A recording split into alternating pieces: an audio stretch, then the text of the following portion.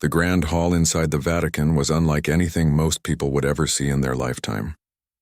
Crystal chandeliers hung from ceilings so high they seemed to touch the heavens themselves. Gold-trimmed columns lined the walls, and paintings of saints gazed down at everyone who entered. On this particular evening in 1878, the hall was filled with the most important people in the Catholic Church. Cardinals in their deep red robes sat in rows of velvet chairs. Bishops whispered to each other behind white-gloved hands. And at the front of it all, seated on an elaborate throne, was the newly elected Pope Leo XIII. The Pope was in a cheerful mood. His election had gone smoothly, and tonight's celebration was meant to show the world that the Church was entering a new era of peace and prosperity. There would be wine from the finest vineyards in Italy. There would be food prepared by the Vatican's master chefs. And there would be music performed by some of the most talented musicians in all of Europe. At least that's what was supposed to happen. The evening had started perfectly. A famous violinist from Vienna had played a stunning piece that made the audience applaud for nearly 5 minutes. A choir from Milan had sung hymns so beautiful that several elderly cardinals had wiped tears from their eyes. Everything was going according to plan. The Pope smiled and nodded with each performance, clearly pleased with how the night was unfolding. But then came an announcement that made some people in the audience shift uncomfortably in their seats. "Your Holiness, esteemed members of the clergy," the Master of Ceremonies announced in a booming voice, "our next performer comes to us through the annual lottery for common citizens. Please welcome Signor Bellini from Naples, a lottery." That single word changed the atmosphere in the room. You see, the Vatican held a tradition where once a year, ordinary people could enter their names for a chance to perform before the Pope. It was meant to show that the Church valued all of God's children, rich or poor. But in reality, most of the cardinals and bishops saw it as a nuisance. They had to sit through amateur performances from bakers, farmers, and street musicians who had no business being in such a grand place. The whispers started immediately. Some cardinals rolled their eyes. Others shook their heads slowly, preparing themselves for what they assumed would be an embarrassing display. A few even chuckled quietly, already amused by what they expected to see. Then he walked in. The man who entered the hall looked nothing like the polished performers who had come before him. His name was Bellini, though most people in that room would forget it within minutes. He was a piano teacher from one of the poorer neighborhoods in Naples. His suit was clean but old, probably the same one he wore to church every Sunday. The fabric was faded in places and the cut was at least 10 years out of style. His shoes, though polished to the best of his ability, showed cracks in the leather. His hair was combed back neatly but without the expensive oils and pomades that the wealthy used. He walked slowly toward the piano, and with each step, the whispers grew louder. Some of the younger priests covered their mouths to hide their smiles. A cardinal near the front leaned over to his neighbor and said something that made them both laugh quietly. Even the Pope, caught up in the light-hearted mood of the evening, allowed himself a small chuckle. It wasn't meant to be cruel. It was just that the contrast was so stark. Here was this simple countryman about to sit at a piano worth more than everything he owned. Bellini seemed to notice none of it. Or perhaps he noticed all of it and had simply made peace with it. His face showed no anger, no embarrassment. There was only something else in his expression, something that looked like deep, profound sadness mixed with determination. He reached the piano and stood there for a moment, his hand resting gently on the polished wood. The instrument was magnificent. It had been crafted by the finest piano makers in Austria and had been blessed by 3 different popes. Its keys were made of the purest ivory, and its sound was said to be so clear that angels themselves would weep to hear it. Bellini pulled out the bench and sat down slowly, carefully, as if he was afraid he might break something. His hands hovered over the keys but didn't touch them yet. He closed his eyes and took a deep breath. Then another. And another. The audience was getting restless. More chuckles rippled through the crowd. One cardinal coughed loudly, clearly annoyed by the delay. The Pope's smile widened a bit, amused by the nervous pianist who seemed frozen with stage fright. It was exactly what they had all expected from a lottery winner. But then something changed. Bellini's hands, which had been trembling slightly, suddenly became perfectly still. His breathing steadied, his shoulders relaxed, and when he finally opened his eyes, they held a look that no one in that room had anticipated. It wasn't nervousness. It wasn't fear. It was something far more powerful. It was the look of a man who had nothing left to lose because he had already lost everything that mattered. His fingers touched the keys. The first note that rang out was so pure, so crystalline, that it seemed to cut through the air like a knife. The second note followed, then the third, and within moments Bellini was playing a melody that no one in that room had ever heard before. It wasn't a famous piece by Mozart or Beethoven. It wasn't a traditional hymn or a popular song from the opera houses. This was something entirely new, and yet it felt ancient at the same time. The melody started soft and gentle, like a lullaby sung to a sleeping child. But underneath that gentleness there was something else. There was pain. There was loss. There was the kind of grief that lives in your chest and makes it hard to breathe. The laughter stopped immediately. The whispers died in people's throats. Every eye in the hall fixed on the man at the piano. Cardinals who had been slouching in their chairs sat up straight. Bishops who had been checking their pocket watches let their hands fall to their laps. The Pope's smile began to fade, replaced by a look of confusion, then surprise, then something that resembled shock. Because this wasn't amateur music. This wasn't the clumsy playing of a nervous lottery winner. This was something else entirely. This was music that seemed to reach into your chest and grab hold of your heart. It was music that made you remember every person you had ever lost. Every moment of joy that had slipped through your fingers. Every prayer you had whispered in the darkness when you thought no one was listening. Bellini played on, his eyes still closed, his body swaying slightly with the music. His fingers moved across the keys with a grace that seemed impossible for a simple piano teacher from Naples. The melody grew stronger, more intense, building towards something that everyone could feel coming, but couldn't quite name.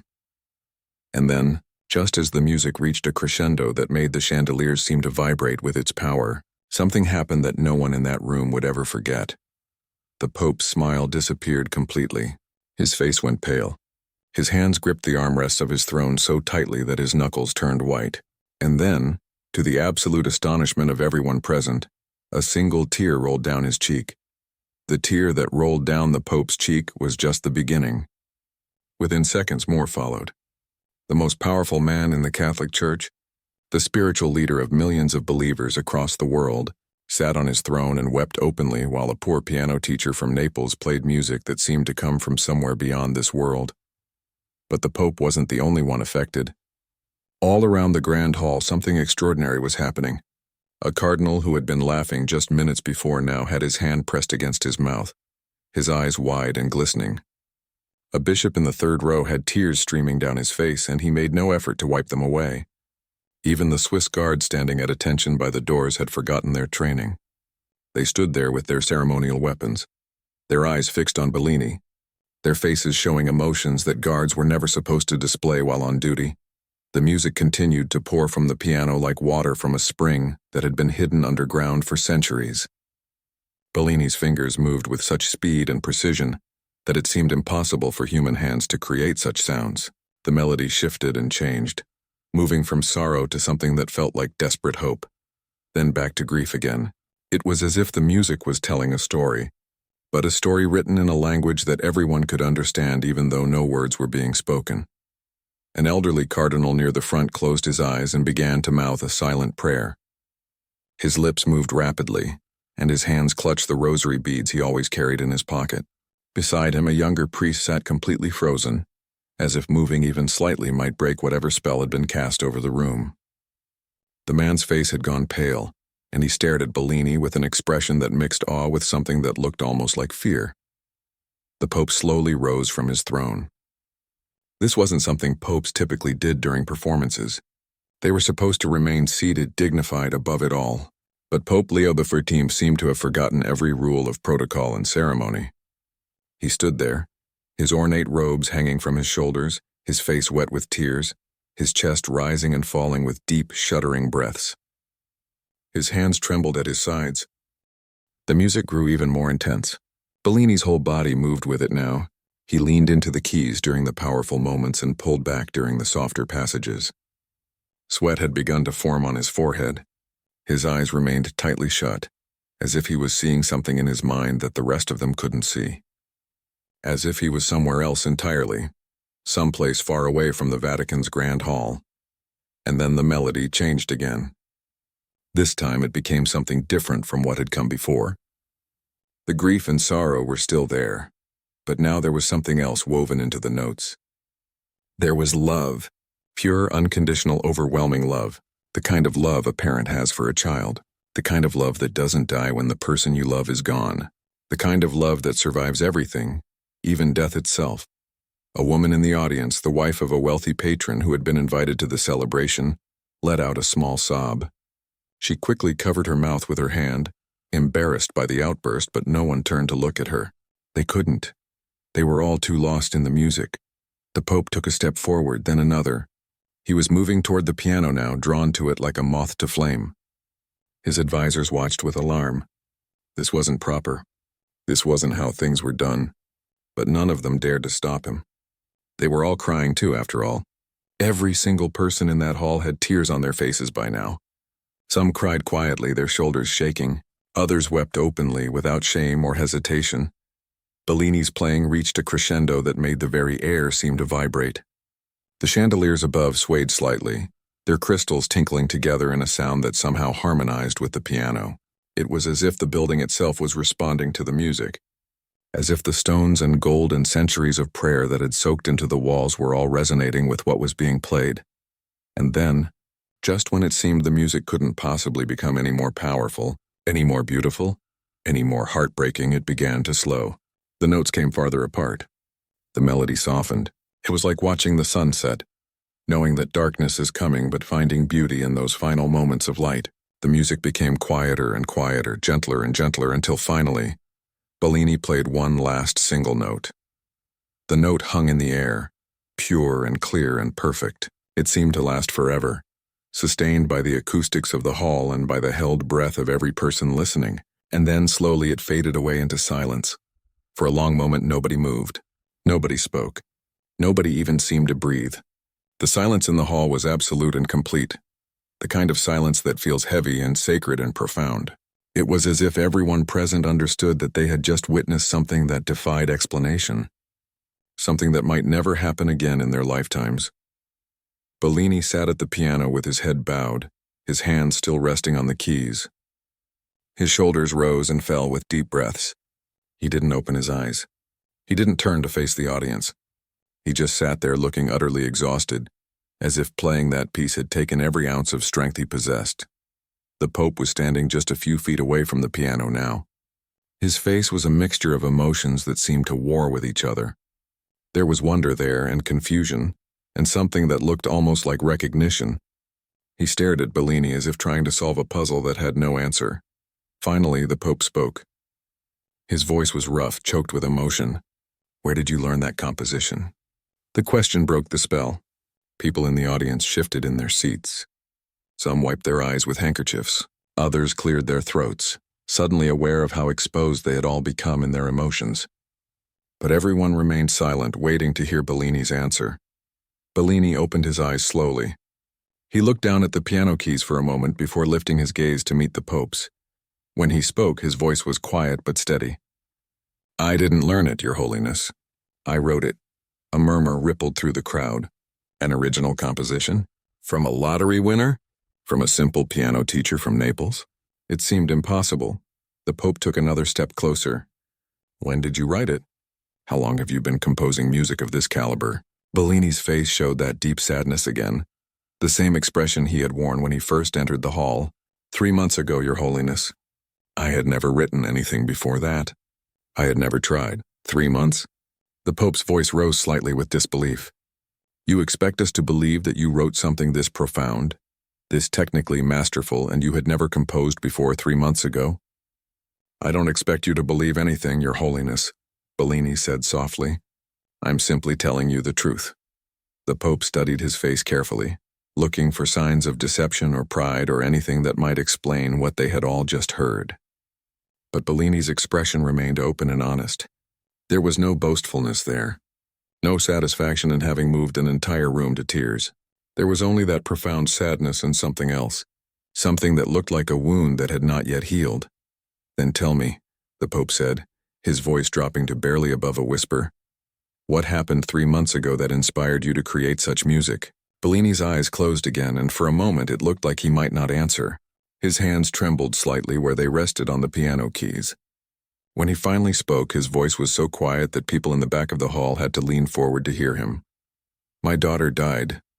The words fell into the silence like stones into still water. The Pope's face went completely white. His mouth opened as if to speak, but no words came out. Around the hall, people exchanged shocked glances. Some of the women in the audience pressed their hands to their hearts. "Her name was Sophia," Bellini continued, his eyes still closed. "She was 7 years old. The fever took her in 3 days. I held her hand when she died." The Pope's legs seemed to weaken.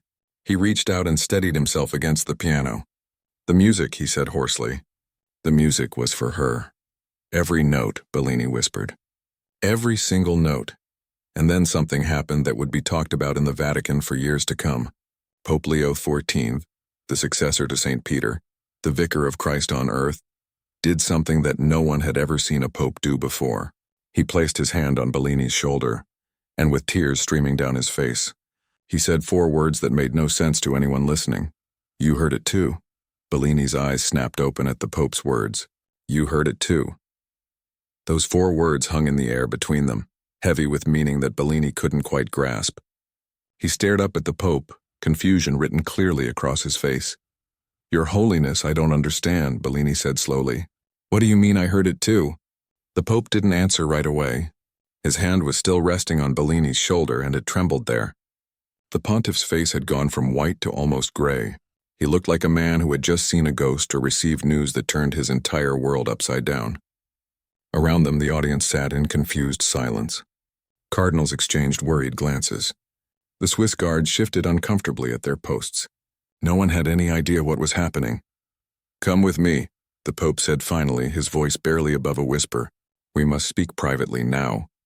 This command sent a wave of shocked murmurs through the hall. The Pope was leaving? In the middle of the celebration? Without explanation? It was unheard of. It was scandalous. But Pope Leo XIV seemed to hear none of the whispers. He was already turning away from the piano, gesturing for Bellini to follow him. Bellini stood up from the piano bench on shaky legs. He had no idea what was going on, but you didn't refuse a direct order from the Pope.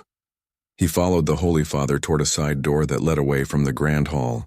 2 Swiss guards fell into step behind them, along with the Pope's personal secretary, a thin man named Father Dominic who always carried a leather notebook and looked perpetually worried. They walked through a series of corridors that Bellini had never seen before.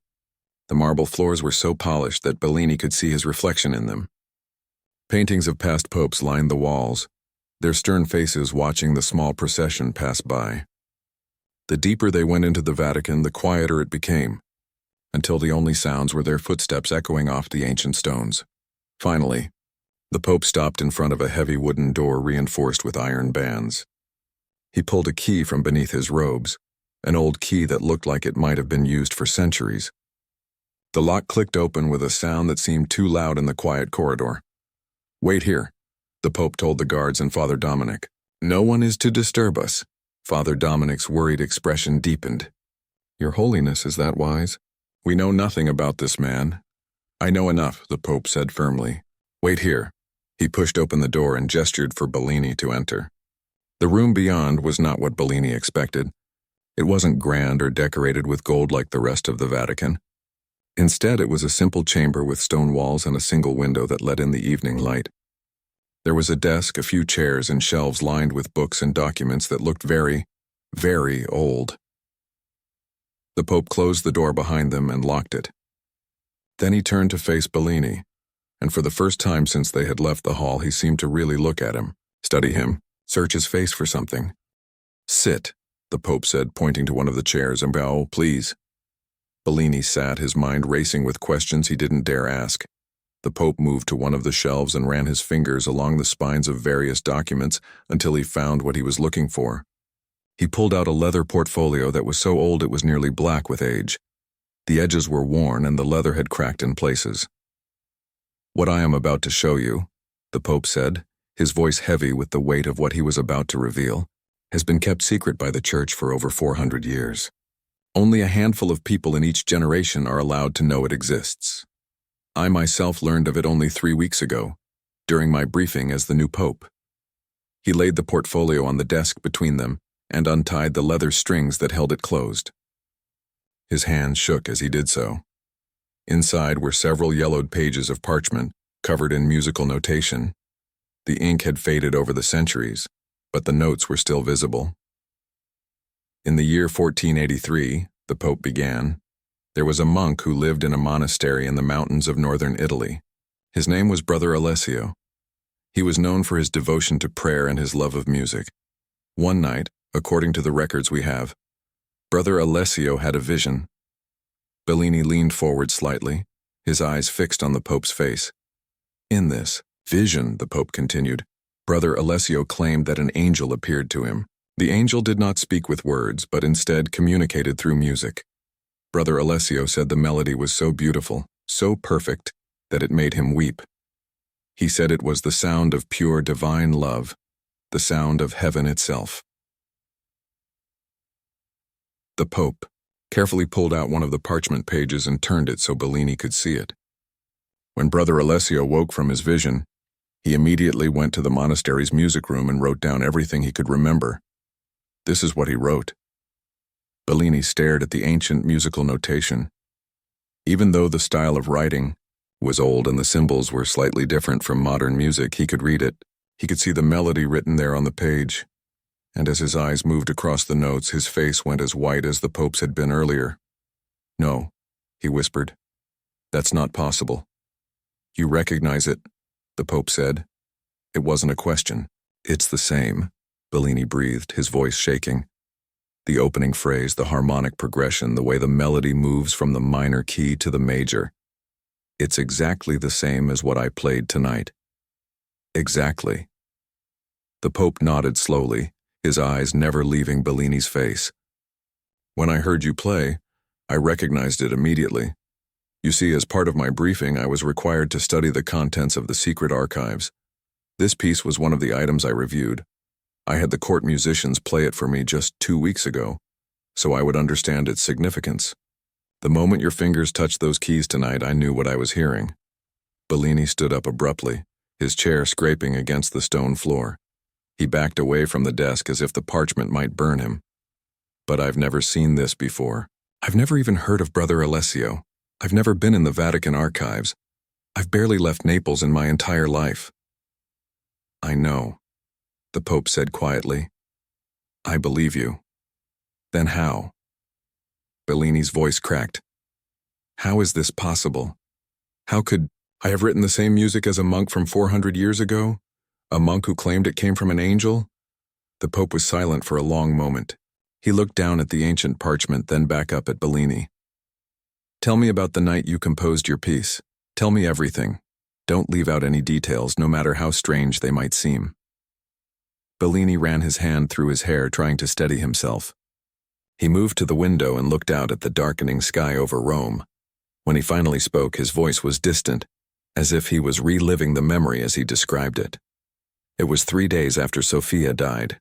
3 days after we buried her. I couldn't sleep. I hadn't slept at all since she passed. I would lie in bed and stare at the ceiling, or I would walk around the house touching her things. Her dolls, her little shoes, the cup she used to drink from. He paused, his throat working as he swallowed hard. That night I went to the piano. I don't know why, I just felt drawn to it. I sat down and I put my hands on the keys and I started to play. But it wasn't like normal playing. It was like my hands knew where to go without my mind telling them. The music just poured out of me. I played for hours, I don't even remember most of it. It was like I was in a trance. And the melody? The Pope prompted gently. When did you realize what you had created? Bellini turned away from the window to face the Pope. When the sun started to rise, I finally stopped playing. My hands were cramping and my back ached from sitting so long. But I had this melody in my head, crystal clear. I wrote it down immediately before I could forget it. And as I was writing, I remember thinking that it was strange. Strange how? Because it didn't feel like I had created it, Bellini said, his voice dropping to almost a whisper. It felt like I had remembered it, like it had always existed somewhere, and I had just finally found it again. The Pope's eyes widened. That's almost the exact same thing Brother Alessio wrote in his journal. He said the angel's music didn't feel new. It felt eternal, like it had existed since the beginning of time. A chill ran down Bellini's spine. He looked at the ancient parchment on the desk, then at the Pope, then back at the parchment. "What does this mean?" he asked. "What are you saying? That I had the same vision as Brother Alessio? That an angel gave me this music?" "I don't know what I'm saying," the Pope admitted. "I'm a man of faith, but I'm also a man of reason. I've spent my entire life studying theology and philosophy. I believe in miracles, but I also believe that God works through natural laws that we sometimes don't understand." He picked up the parchment carefully, holding it as if it were made of glass. "But I do know this. You played something tonight that should not exist outside of these secret archives. You created something that is identical to a piece of music that was supposedly given by divine inspiration 4 centuries ago. And you did this while grieving the loss of your child, just as Brother Alessio created his version, while grieving the loss of his entire monastery to plague." Bellini felt his knees go weak. "His monastery died too?" "All of them," the Pope said softly. Brother Alessio was the only survivor. He had been away when the plague struck. When he returned, everyone he knew and loved was gone. The two men stood in silence, the weight of this revelation settling over them like a heavy blanket. Outside the window, the first stars were beginning to appear in the darkening sky. The Pope's words hung in the air between them. Brother Alessio had lost everyone too. The parallel was too precise to be coincidence, too meaningful to be random chance. Bellini stared at the ancient parchment, his mind struggling to make sense of what he was being told. "Your Holiness," Bellini said slowly, "are you saying that this music comes to people who are grieving? That it's some kind of message from beyond?" "I'm not saying anything yet," the Pope replied, carefully placing the parchment back into the leather portfolio.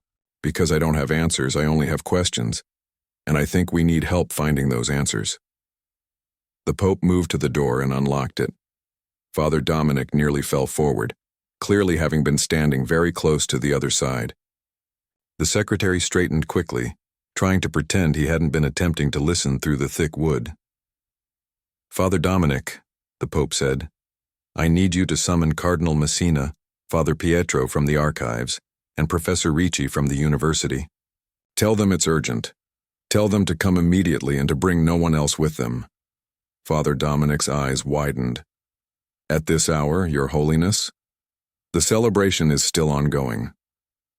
"Now, Father, this cannot wait."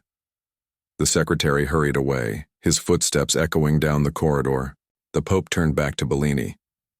"What I'm about to do goes against centuries of protocol. These archives are secret for a reason. But sometimes, the truth is more important than tradition." Within the hour, 3 men arrived at the small chamber. Cardinal Messina was an elderly man with sharp eyes and a reputation for being one of the most learned scholars in the Vatican. Father Pietro was younger, with ink stains on his fingers and the slightly disheveled look of someone who spent more time with books than people. Professor Ricci came from the Pontifical University and was known throughout Europe as an expert in musicology and ancient manuscripts. The Pope explained the situation to them, showing them both Brother Alessio's parchment and asking Bellini to play a portion of his composition on a small harpsichord that sat in the corner of the room. As Bellini's fingers moved across the keys, even on this lesser instrument, the 3 newcomers' faces showed the same shock that the Pope had experienced. "Impossible," Professor Ricci breathed when Bellini finished. "The melodic structure, the harmonic language, even the rhythmic patterns, they're identical." "I assure you, Professor, I witnessed it myself," the Pope said. "This man has never seen the archives. He composed his piece 3 months ago in Naples, after the death of his daughter." Cardinal Messina leaned forward, studying, Bellini with an intensity that made the piano teacher uncomfortable. "Tell me, Signor Bellini, do you have any training in ancient musical forms? Have you studied medieval or Renaissance composition?" "No, Your Eminence," Bellini replied. "I teach children to play piano. Simple pieces. Folk songs and church hymns mostly. I never studied composition at any academy. And yet you created this, the cardinal said, gesturing to the harpsichord. Music that matches a piece written 4 centuries ago by a monk who claimed divine inspiration. Father Pietro had been examining the parchment closely with a magnifying glass. He looked up suddenly, his face pale. Your Holiness, there's something else. Something I don't think anyone has noticed before. What is it? The Pope asked. Brother Alessio's journal, the one that accompanies this composition in the archives. I've read it many times. He wrote something that I always thought was metaphorical, but now I'm not so sure. Father Pietro pulled out a small notebook from his pocket and flipped through pages of his own handwritten notes. Here it is. Brother Alessio wrote, The angel told me that this melody does not belong to one time or one person. It will return when hearts break open enough to hear it. It will be written again by others who walk through the same valley of shadow. A heavy silence fell over the room. Professor Ricci slowly sat down in one of the chairs, his face troubled. Are we seriously discussing the possibility that this music is transmitted through supernatural means?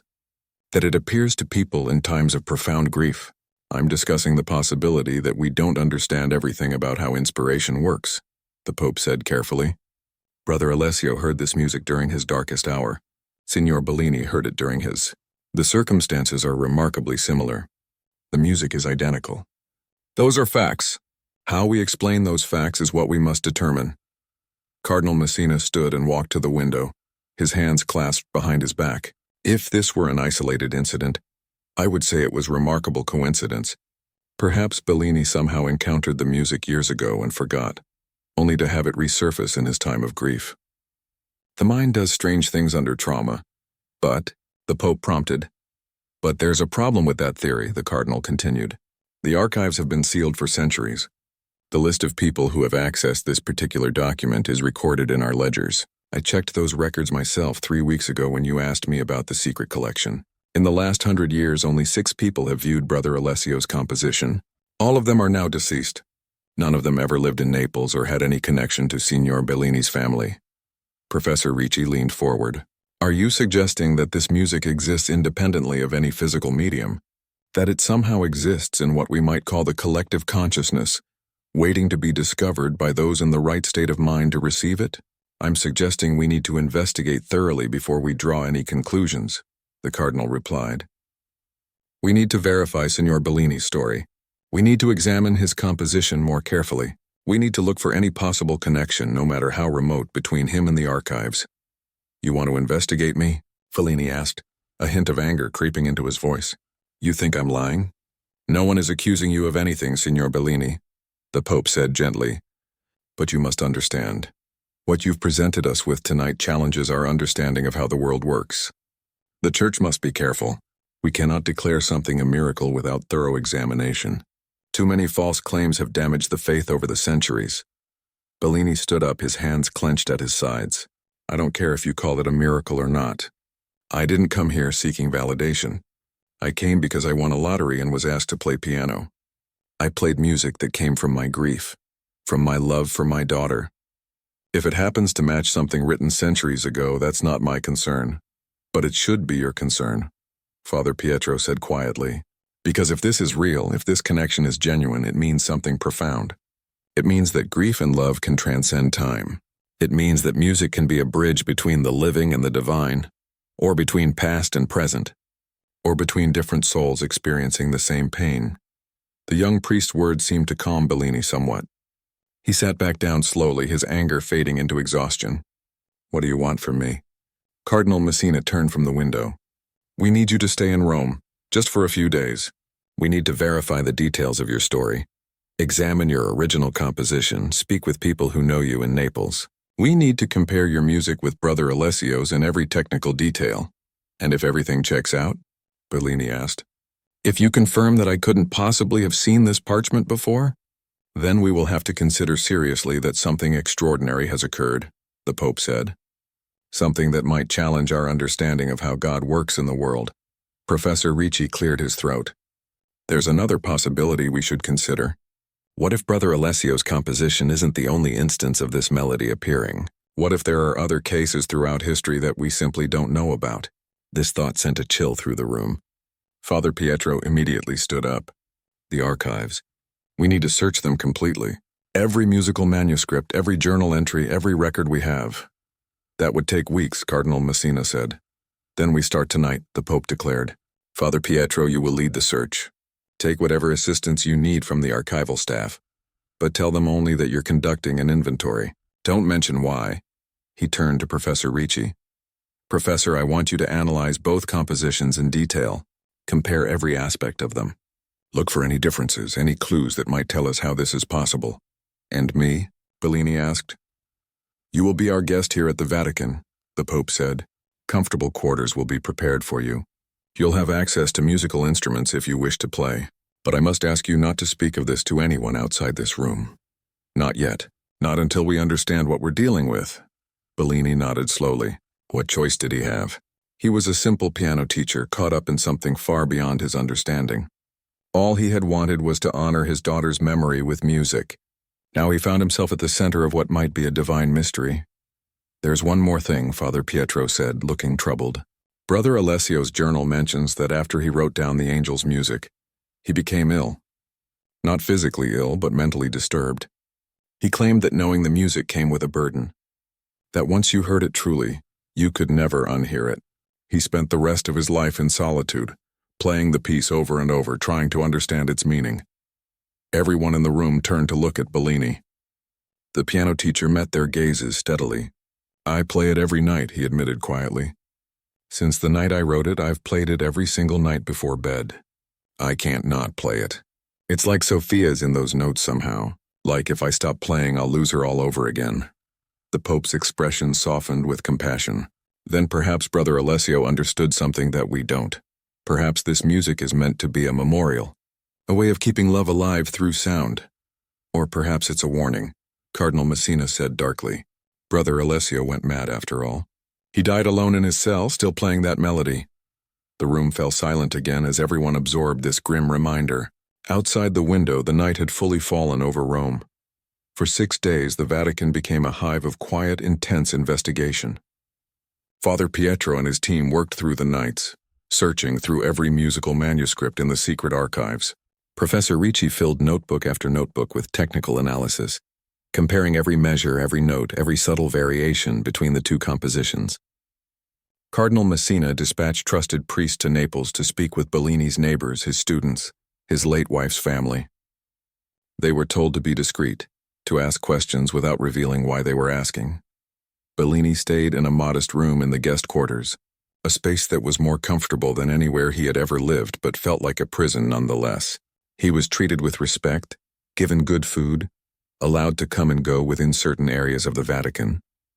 But he was being watched, he knew it. Swiss guards always seemed to be nearby. Father Dominic checked on him several times each day, always with a kind smile and always with questions that felt like they were testing him. On the third night, Bellini couldn't sleep. He wandered the corridors until he found a small chapel he had passed earlier. It was empty at that late hour, lit only by candles that flickered before a statue of Mary holding the infant Jesus. Bellini sat in one of the wooden pews and stared at the statue, thinking about Sophia, about how he used to hold her the same way Mary held Jesus in all those paintings and sculptures, how her small body had felt in his arms, how her laughter had sounded. He didn't realize he was crying until he felt the tears dripping from his chin. Grief is a strange companion, isn't it? A voice said softly from behind him. Bellini turned to find Pope Leo XIV standing in the doorway. The pontiff wasn't wearing his formal robes. He looked like any other elderly priest in his simple black cassock. He walked down the aisle and sat in the pew next to Bellini, his movements slow and tired. I lost my sister when I was young, the Pope said, staring up at the statue. Cholera took her in a matter of days. I was 15. She was 12. I remember thinking that God had made a terrible mistake, that he had taken the wrong person. She was good and kind and full of joy. I was angry and proud and difficult. Why would he take her and leave me? Did you ever find an answer? Bellini asked quietly. No, the Pope admitted. But I learned to live with the question. That's all any of us can do, I think. Live with the questions that have no answers. They sat in silence for a while. Two men bound together by grief, separated by centuries, but somehow feeling exactly the same. They're going to tell you tomorrow, the Pope said finally. The investigation is complete. I wanted you to hear it from me first here, away from the cardinals and their official statements. Bellini's heart began to race. What did they find? Everything you told us was true, the Pope said. Every single detail. Your neighbors in Naples confirmed that you never left the city in the months before Sophia's death. Your students' parents verified your teaching schedule. The parish priest showed us the records of Sophia's baptism and burial. There's no gap in your life where you could have traveled to Rome or gained access to the archives. And the music? Professor Ricci has concluded that your composition and Brother Alessio's are, for all practical purposes, identical.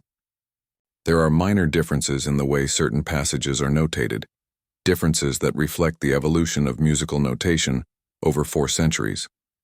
But the melody, the harmony, the structure, the emotional arc of the piece, they're the same. The mathematical probability of this happening by chance is so small that it might as well be impossible. Bellini felt a strange mixture of vindication and fear. So what does this mean? The Pope was quiet for a long moment, choosing his words carefully. Father Pietro found something else in the archives. 2 other instances. Not as clear as yours and Brother Alessio's, but similar enough to form a pattern. He pulled a folded paper from his pocket and handed it to Bellini. In the candlelight, Bellini could make out dates and names written in Father Pietro's neat handwriting. In 1627, a widow in Spain wrote a lullaby for her dead children. The local bishop heard it and recognized portions of it from an old manuscript in his church's collection. That manuscript had been written by a hermit in the year 891. The Pope pointed to another entry on the paper. In 1756, a soldier in Austria composed a requiem while recovering from wounds he received in battle. His entire unit had been killed. The melody was later found to match a chant that had been preserved in a monastery, supposedly composed by a Roman soldier who survived the destruction of his legion. That was in the 2nd century. Bellini stared at the paper, his hands trembling. There are others. This has happened before. Not often, the Pope said. Perhaps once every few centuries. But yes, it has happened. Always to people in the depths of grief. Always producing music that somehow echoes across time. Father Pietro has a theory. What theory? He believes that grief itself might be a kind of doorway. That when the human heart breaks completely open, it becomes capable of accessing something beyond normal experience. He thinks this melody, or melodies like it, exist in what he calls the eternal realm, the place where time doesn't flow the way it does for us, where past and future are all present at once. Bellini looked up at the statue of Mary. Do you believe that? I believe that love is stronger than death, the Pope said simply. I believe that the connection between a parent and child doesn't end when one of them dies. I believe that God speaks to us in many ways, and music is one of the oldest languages of the divine. Beyond that? He shrugged. I have faith, but I don't have certainty. No one does. What happens now? Bellini asked. Will you tell the world about this? The Pope shook his head slowly. That's why I wanted to speak with you alone. The cardinals want to seal the records, to add your case to the secret archives and say nothing publicly. They fear that announcing this would cause chaos. People would claim miracles where none exist. Every grieving parent who hums a tune would think they've received divine inspiration. But you disagree? I think the truth belongs to more than just the church, the Pope said. But I also think the cardinals have a point. This is a mystery, not a proof. It raises more questions than it answers. If we announce it as a miracle, we cheapen it. If we announce it as a curiosity, we disrespect the profound experience you and the others have had. He turned to face Bellini directly. So I'm giving you a choice. This is your story as much as it is the church's. If you want us to make it public, I will overrule the cardinals. If you prefer to let it remain a mystery known only to a few, we will honor that. Bellini thought about this for a long time. He thought about Sophia, about the night he wrote the music, about how it felt when his fingers found those notes that seemed to already exist somewhere beyond him. He thought about Brother Alessio playing the same melody in his lonely cell centuries ago. He thought about the Spanish widow and the Austrian soldier and the Roman legionnaire, all of them connected by threads of grief and music across impossible spans of time. I don't want fame, Bellini said finally. I never did. I just wanted to remember my daughter. I wanted to create something beautiful from something terrible. Then you've already succeeded, the Pope said gently. But I don't want this to be locked away either, Bellini continued. If there are other people out there, other parents who have lost children, other souls who are drowning in grief, I want them to know they're not alone.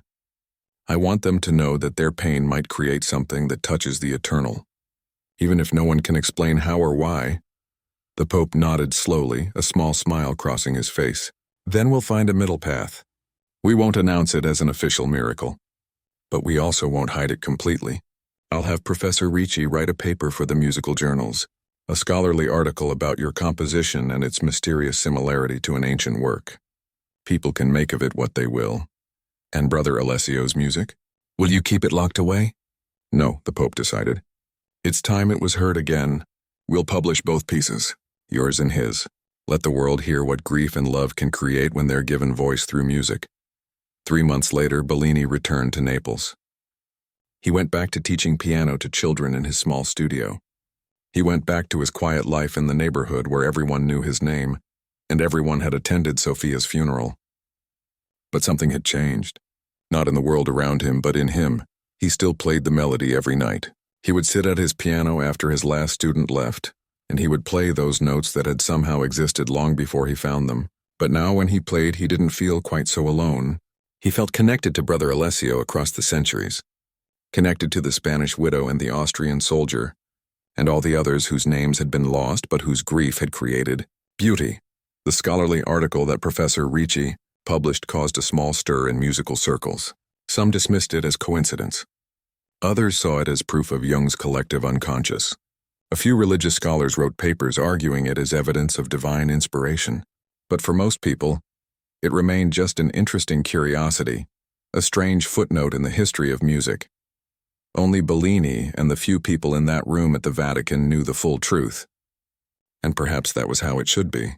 Some mysteries aren't meant to be solved. Some connections between souls transcend explanation. Some music comes from places deeper than memory and older than time. Pope Leo XIII lived for another 17 years. In that time, he became known for his support of the arts and his belief that beauty was one of God's greatest gifts to humanity. Whenever anyone asked him about the defining moment of his papacy, he would smile in a way that suggested he knew something they didn't. "I once heard a man play piano," he would say. "And in those few minutes I learned more about the nature of love and loss than I had in 40 years of theological study." And Bellini? He grew old in his small studio in Naples. His hair turned white, his hands developed arthritis that made playing difficult, but he never stopped teaching. Never stopped sharing music with children who needed it. Some of his students would go on to become famous musicians themselves, and they would always credit the quiet piano teacher from Naples who taught them that music wasn't just about notes on a page. It was about connecting your heart to something larger than yourself. On the night Bellini died, peacefully in his sleep at the age of 83, the nurses at the hospice said they heard something strange. They said they heard music coming from his room, though there was no piano there and he was alone. They said it was the most beautiful melody they had ever heard. A melody that made them think of everyone they had ever loved and lost. When they went to check on him, he was smiling.